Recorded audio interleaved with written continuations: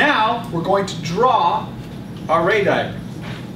Here we have our concave mirror.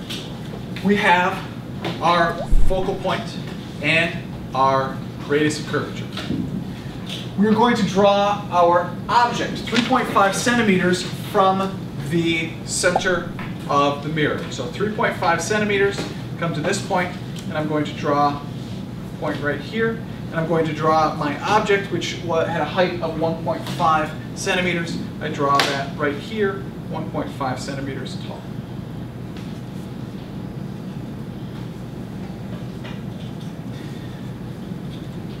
Nikolai.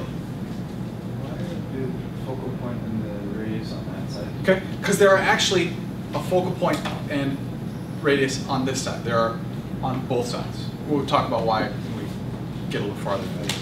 Good question. Part of it is so that you can kind of get a gauge where the object is going to be, because the focal length was 0.5 centimeters. So now, the parallel ray goes in parallel. The incident ray is parallel to the principal axis. Bless you. And is reflected through the focal point. This being the focal point. So, but I don't go through class. Do I go through the mirror? No, we bounce off the mirror. So it bounces off, bless you, going this way. This is our parallel ray. Then we have the focal ray. The focal ray is going to go through, the incident ray is through the focus. But it never makes it to the focal point, right? If you look, this ray is going to run into the mirror, and then it is reflected. It doesn't go through the mirror, it's reflected, and it goes parallel to the principal axis. So it's going to go this way.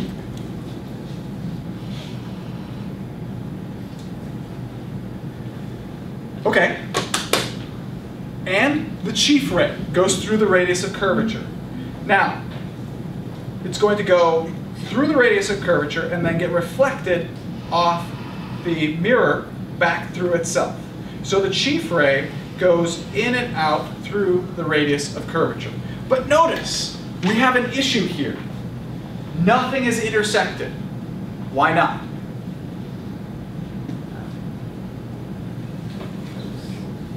Because it's a virtual image. The image is on the other side of the mirror, so we need to talk about what's happening over here. Okay? Now, our eyeball is over here. Here is our eyeball. Okay? Our eyeball sees the light as having come in a straight line. So we extend each of the reflected rays on the opposite side of the mirror using dotted lines. You can see it's going to go through. This is the reflected ray of the parallel ray, which goes through the focal point.